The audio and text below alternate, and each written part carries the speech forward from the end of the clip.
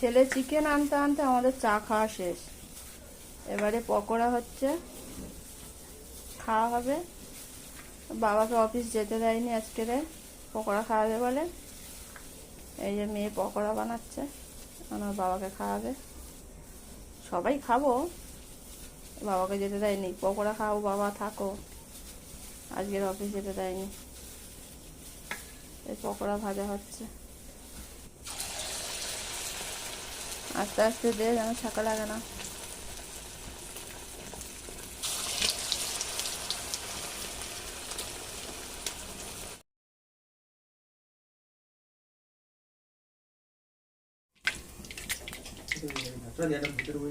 না না, এই যে আমাদের গরম গরম পকোড়া রেডি।